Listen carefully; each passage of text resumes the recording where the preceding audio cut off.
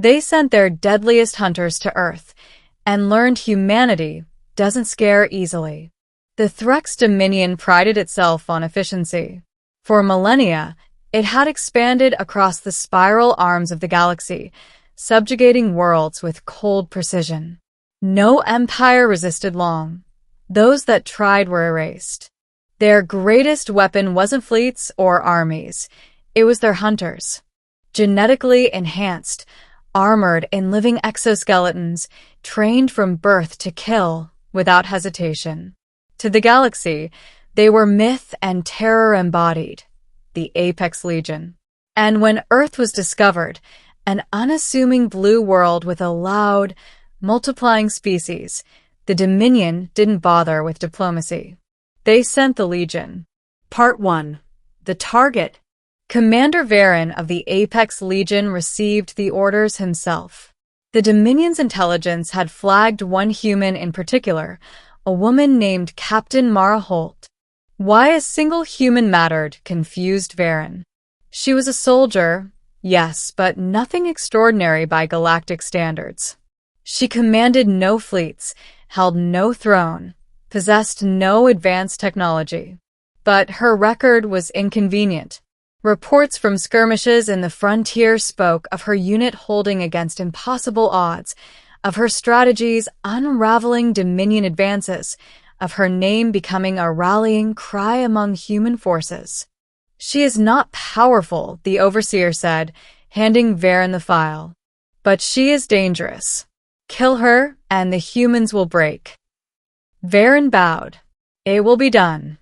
The first team departed that same night. Part 2. The First Hunt. The hunters arrived on Earth silently, cloaked ships slipping into orbit. Their quarry was in a coastal city, Mara Holt, home on leave. The Apex moved with terrifying grace. They breached her apartment in seconds, talons ready, weapons drawn, and found nothing. Instead, the floor detonated beneath them. Explosives ripped the room apart, scattering alien armor across the street. Before the survivors could recover, gunfire shredded the walls. Humans, ordinary soldiers, poured in from every angle. Targets neutralized, Holt's voice crackled over their comms. She stepped into the smoke, rifle steady, eyes cold. "You thought we wouldn't see you coming?" she asked the dying hunters. "Earth has eyes everywhere. Next time, try harder." The transmission spread across Earth's military channels like wildfire. The first Apex team was gone. Holt lived. And humanity had just sent a message. Part 3. Escalation. The Dominion was not amused. They dispatched more hunters, larger squads, more heavily armed. Each one infiltrated Earth. Each one failed. Some vanished in jungles, their corpses later found strung up in traps set by guerrilla fighters. Others were lured into cities where civilians turned entire neighborhoods into kill zones. One team was ambushed by nothing more than farmers wielding hunting rifles and improvised explosives.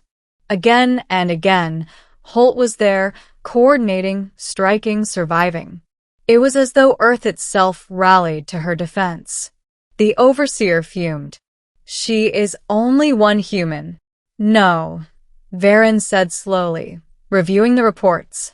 "She is their spirit, and they will bleed us dry before they let her fall." But pride demanded persistence, and so the Dominion escalated once more. Part 4. The Apex Elite. At last, the Dominion deployed its elite, the Black Fong, hunters who had never failed a mission. They arrived not with stealth, but with thunder, dropping directly into Earth's wilderness, carving a swath of destruction toward Holt's last known location. The message was clear: no more games. Holt knew they were coming. She didn't run. Instead, she chose her ground, an abandoned industrial complex on the city's edge. Her unit fortified it with everything they had: mines, turrets, choke points. When the Black Fong came, the earth shook. Armored giants ripped through walls, their weapons spitting plasma fire. Human defenses crumbled. Soldiers fell one by one. And still Holt fought. She darted through smoke and rubble, striking fast, vanishing faster. Her rifle cracked, grenades thundered, knives flashed in close quarters. The hunters pursued her deeper into the ruins. One by one they fell, until only Varen remained. Part 5. The Duel. The commander of the Apex Legion stood 3 meters tall, armored in black chitin that glistened like oil. His claws could shear steel, his reflexes were inhuman. He cornered Holt in the heart of the ruins. "You are only flesh," he growled, voice reverberating through his helm. "How do you kill what cannot die?" Holt spat blood, raised her rifle, and smiled grimly. "By not being afraid of it." The duel was brutal. Varen's strength dwarfed hers. His strike shattered walls, his claws tore the air. But Holt was fast, cunning, relentless. She used every trick, blinding flares, collapsing beams, magnetic charges.